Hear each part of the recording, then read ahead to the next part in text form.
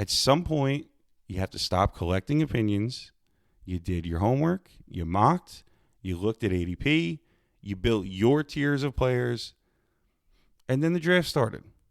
You read the room, you watched the runs, you looked at the rosters around you, and now you started building your team.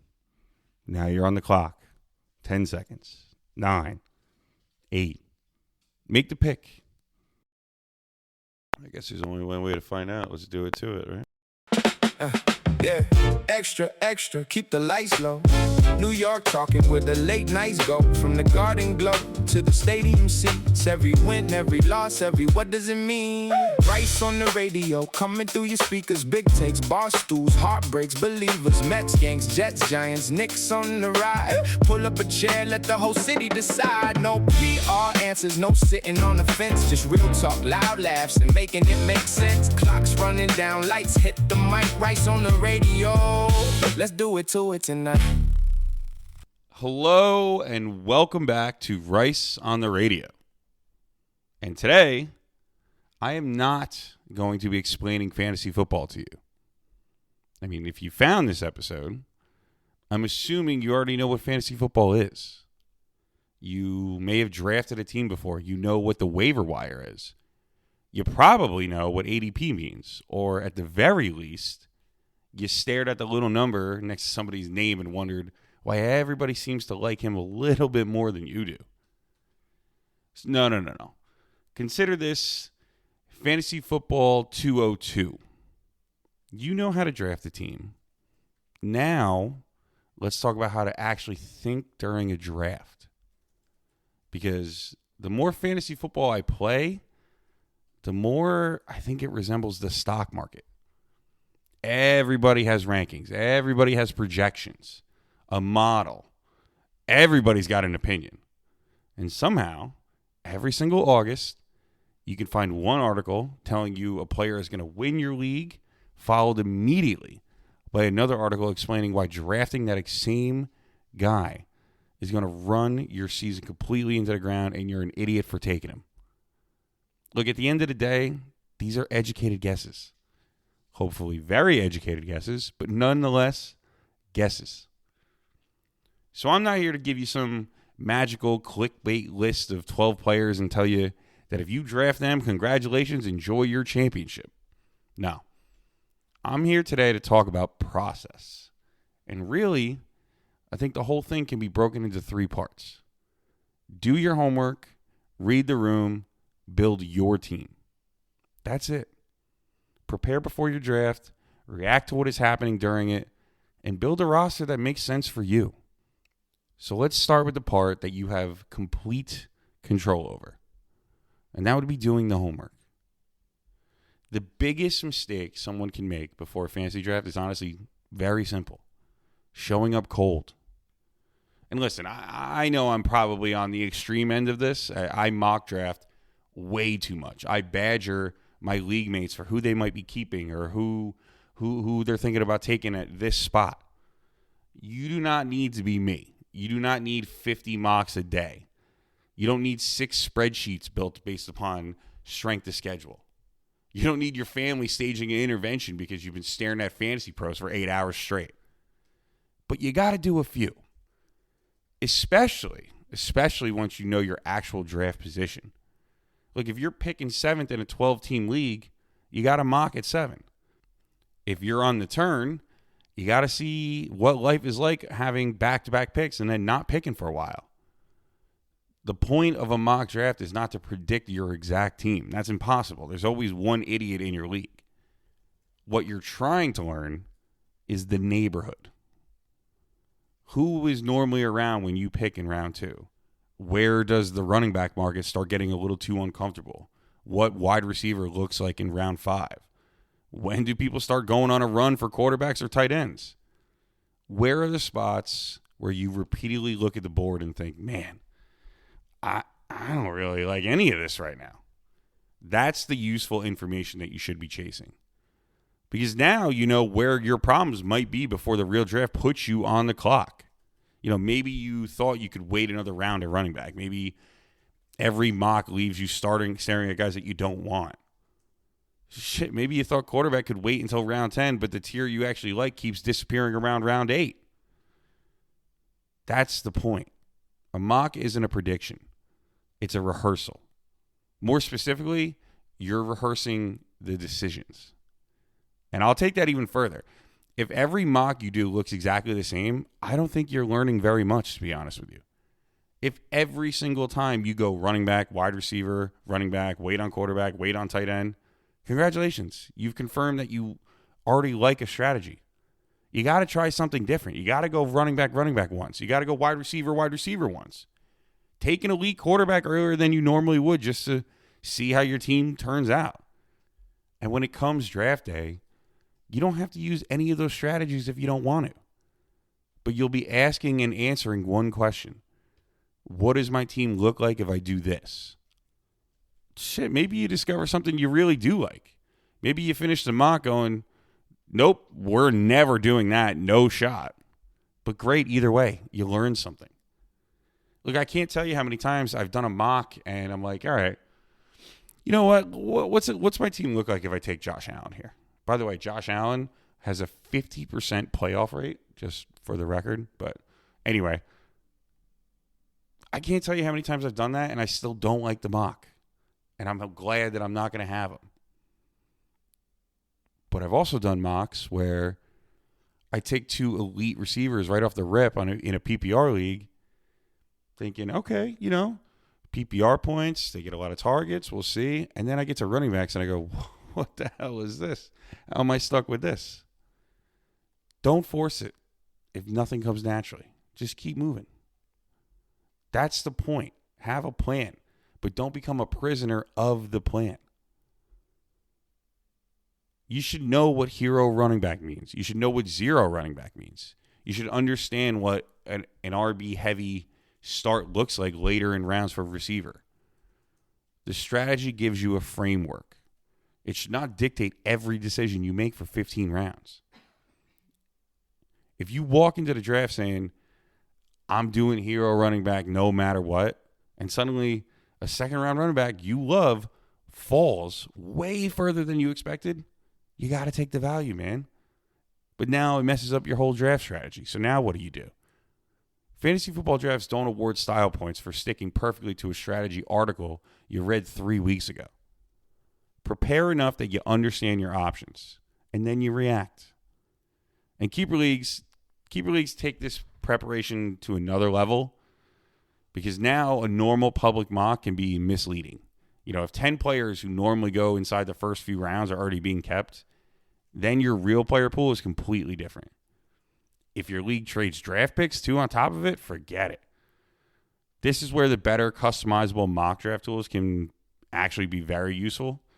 Put your keepers in the rail rounds, remove the players from the pool, account for picks that have been changed hands. But, at least you're rehearsing something that looks like your league instead of some generic 12-team draft. Again, still not precision, still a rehearsal. And that'll bring me to ADP here. I think ADP, which if you don't know what ADP is average draft position. It's probably one of the best tools fantasy players have. And I also think people let it control them way too much when drafting. The easiest way that I can explain how I look at ADP is it's like getting advice from a really trustworthy friend.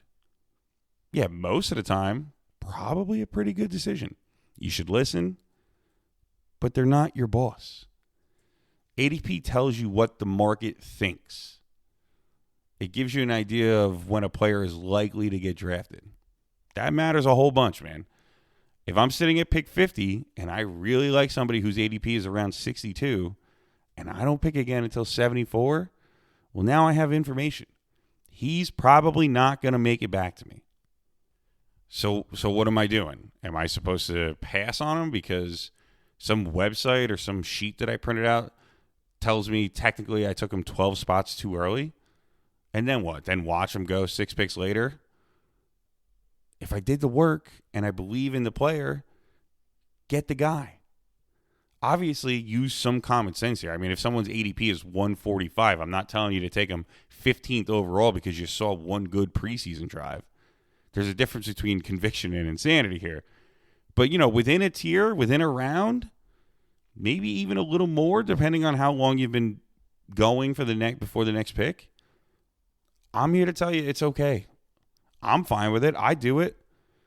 ADP should tell you when somebody might get drafted. It should not tell you who you're allowed to draft. I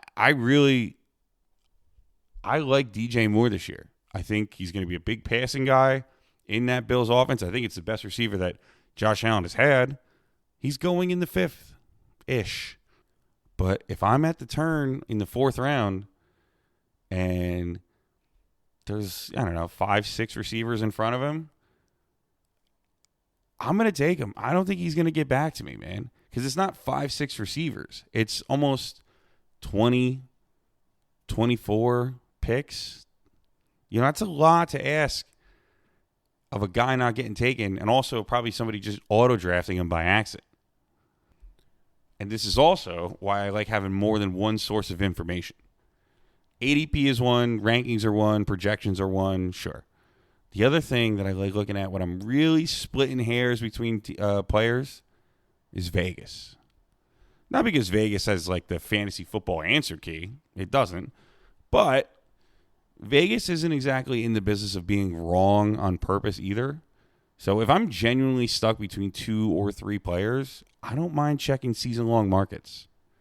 Yeah, look, take these 3 receivers, for example, right? Jackson Smith and Jigba, Amon-Ra St. Brown, CeeDee Lamb. They're all pretty close to each other and, talent-wise, team-wise. Let's say, I think all 3 are studs and I'm splitting hairs. Maybe their receiving yards expectations aren't identical. Does the highest Vegas number automatically become my pick? No. But what it does make me ask is why? Why are they listed like that? Maybe one guy has less target competition, right? Maybe another has another star receiver across from him. Maybe one team is expected to throw more. Maybe another has a better defense and spends more fourth quarters protecting leads. Maybe one offense is simply projected to score more points. It's that simple. Now we're thinking about the player beyond a ranking number. And that's all that Vegas is to me. Another set of eyes checking the homework. That's the bigger lesson of part 1 here. Mock drafts, ADP, rankings, tiers, Vegas, articles, podcasts, projections. Use all of it. But none of it gets to make the pick for you. The goal of research isn't to eliminate uncertainty. The goal is to reach the point where if you disagree with everybody else, you at least know why you disagree with everybody else. Now the draft starts, and this is where all that preparation meets reality. It's time to read the room. You've done the homework, you've mocked, you've looked at ADPs, you've built your tiers. Draft day's here. There's pizza on the way, beers are flowing, maybe some friends you haven't seen in a long time are there. Draft gets going, and some asshole takes a player 25 picks ahead of where you expected, and the entire thing falls apart. Welcome to fantasy football. This is why I think drafting well is more about memorizing a ranking sheet and more about understanding what's happening in front of you. Don't draft the board you expected. Draft the board that's actually there. Let's say you're round 5. Running backs flying. One goes, and then another, and then another. 5 picks later, the position has basically been carpet bombed, right? The immediate reaction is, oh shit, I need a running back, man. They're going quick. Well, maybe, but maybe not. This is where your tiers that you've done your homework on become more important than the run itself. Let's say there's one running back left that you really like or that you feel comfortable with. And then there is a huge drop-off. Okay, I'm probably taking the running back. But what if I've got the next 3 running backs basically even? And I would be perfectly happy with any of them. Well, you know what? While everybody else has been panic drafting running backs, A wide receiver that I've had my eyes on that I thought it was going to go 15 picks earlier is still sitting there. Now we got the actual decision to make. Am I willing to pass on this running back to take this receiver and live with one of the next 3 guys later? Well, if the answer is yes, you take the value. Let everybody panic, man. That's why I don't believe in the blanket rules like never chase a positional run. Sometimes you should. Sometimes you got to go, oh, shit, I got to get my guy. But I also don't believe in, you have to join the run before you're left holding the bag. That's how people end up drafting the worst player in a tier simply because 6 other managers made them nervous. The real question you should always be asking yourself is, how big is the drop? Who am I comfortable with? What value is falling because everybody else is focused on this problem? It's an executive decision. Now, tight end's a little bit heavier this year, but I can't tell you over the past 4 or 5 years how many times I've been in a draft where one tight end goes, and then all of a sudden it's like bang, bang, bang, tight end, tight end, tight end. And then you start panicking because you go, oh, shit. And you grab somebody that you had no business grabbing when there was a perfectly good running back or a perfectly good wide receiver right there, prime, ripe for the taking. It's all about back and forth. You got to pay attention to your room. The other half of reading the room is figuring out who is actually picking around you. Knowing your league mates help, definitely. If it's not just some random league, it's some guys that you've been playing with for a while. You know the guys who love the rookies. You know the guys who always want the flashy quarterback. You know the guys who somehow ends up with 6 running backs every August. That's the information that's useful. But, once the draft starts, I actually care more about what their rosters are telling me. Let's say someone already has 4 running backs through 6 rounds. Do I think that he's taking a 5th? Probably not. I mean, maybe if he's an absolute lunatic. I mean, we all play with at least one of those guys. But, chances are eventually he needs a wide receiver or a tight end or a quarterback, something, So now I look at who picks between me and my next selection. Do all 3 teams already have quarterbacks? Maybe I can wait. Do all 3 need tight ends and there's only one tight end left that I actually want? Different conversation. You also have to read the room on the macro level because the guy drafting 4 running backs doesn't only affect his roster, it affects everyone else's brain. People see the position disappearing. They start getting nervous. Another running back goes, and then another, and then another. Then suddenly it gets worse.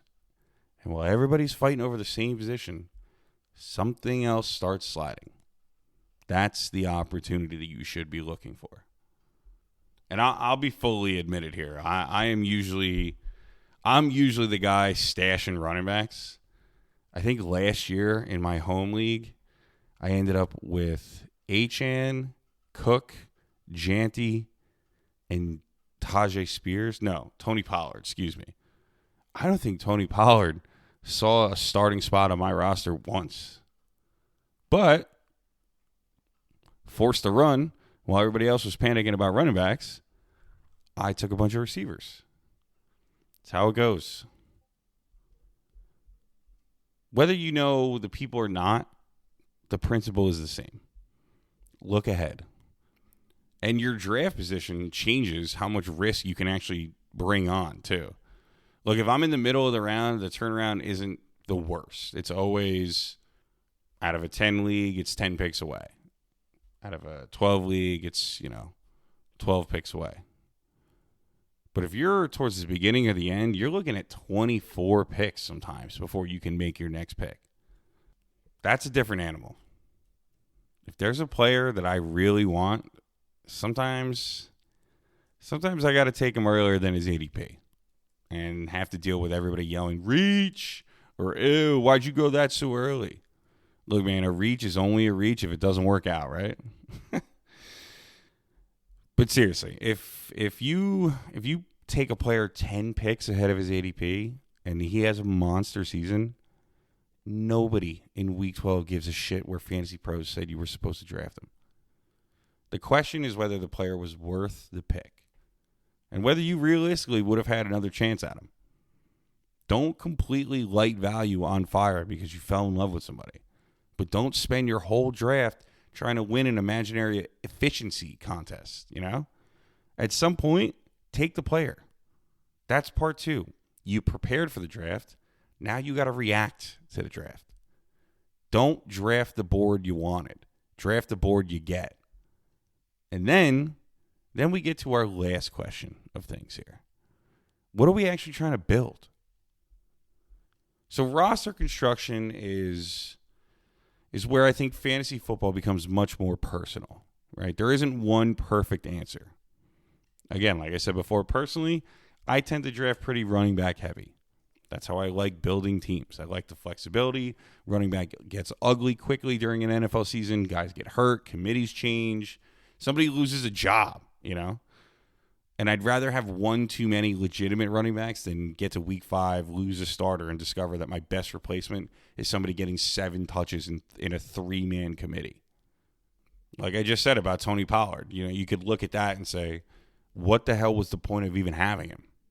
Well, a couple things. The point was that, one, I had him if one of my starters got hurt. I had the replacement. And if somebody becomes desperate for a running back, guess what? I got trade ammunition. And honestly, the other thing, too, is it's good to just keep him off somebody else's roster, to be honest with you. There's a couple teams that I played throughout the year that needed a running back, and I had 2 of them sitting on my bench that they couldn't use against me. Bench value isn't only the fantasy points somebody scores while they're sitting there. Sometimes the bench value is the insurance, the flexibility, and the leverage. Options, right? I like having options in fantasy season.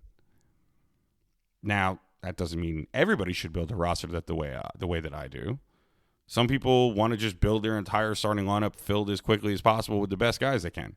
Running back, receiver, quarterback, tight end, and then call it a day. Not for me, but some managers will stockpile running backs or receivers, and if the league lets them, not even draft a kicker or a defense.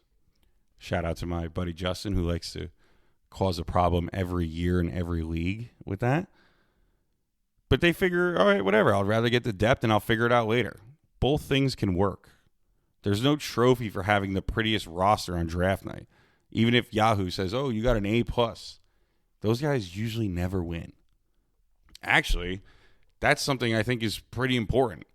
Stop trying to build the perfect draft night roster. It doesn't exist.